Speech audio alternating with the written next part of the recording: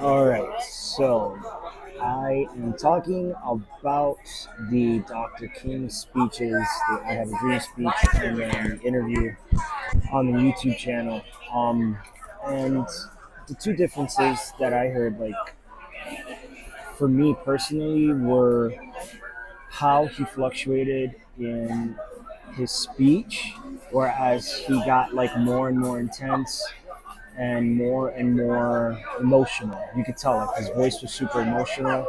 He was really into what he was saying, and he really wanted to change the perspective of the people in front of him, of the crowd watching him. You could hear it in his voice. He was very tactful.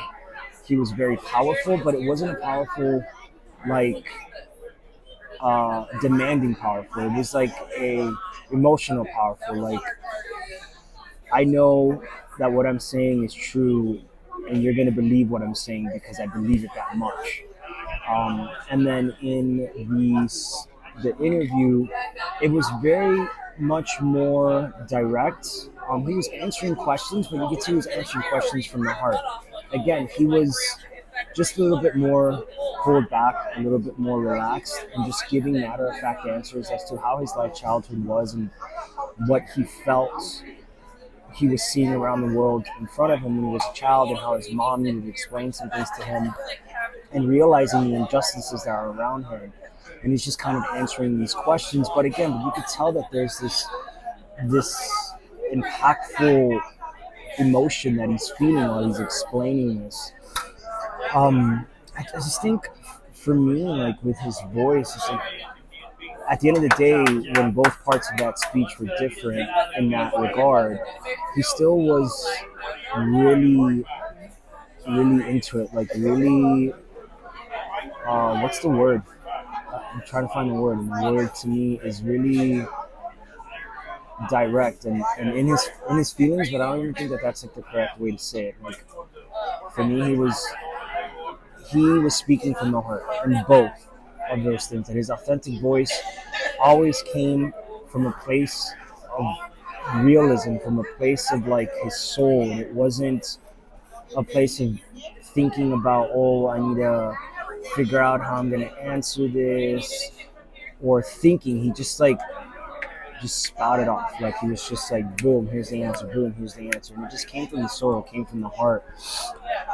Um, for me, there's two specific moments in the speech that resonate with me, and that's first as he starts to really get into the the end of the speech where white kids, black kids can hold hands together and be brothers and sisters as they were meant to be.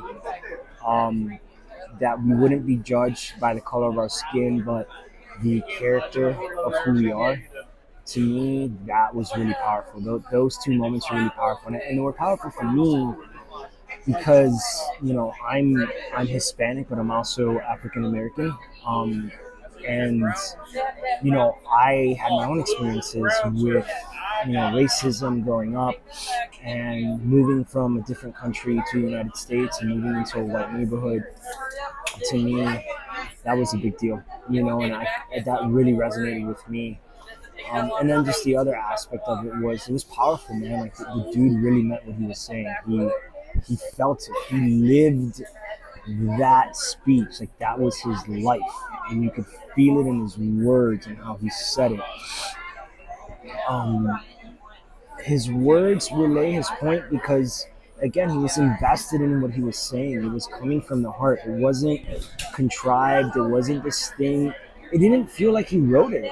And if he did write it, it's like I feel like he was doing what we're doing now. Like he was just saying what he needed to say and then going back and maybe like re-editing things, but he was speaking from the heart. And I think that's the only real way to be. I think that's really what makes that speech so impactful and so timeless, is that Dr. King felt every single word of those 17 minutes. He really did.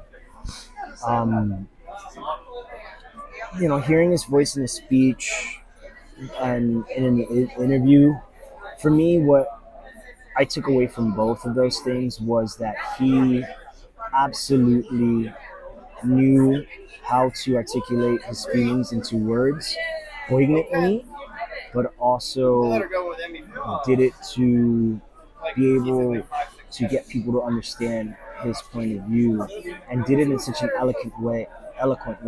He was never angry. It didn't come off as angry. It didn't come off as um, uh, like any sort of mean way. He was his authentic self. And I know it sounds cheesy, but he really was like that dude. That was him. I feel like if I were in front of Dr. King right this minute, he would speak that same way. And if I was asking him questions, it wouldn't change. And that's impactful to me because that's what I believe in. Like even as a musician, when I'm writing lyrics and when I'm performing on stage, like I don't want to entertain people. That's not my goal. My goal is to make people believe I believe in what I'm doing and what I'm saying and my emotions and what's coming out of me on the stage. So yeah, that's what that makes me think for sure.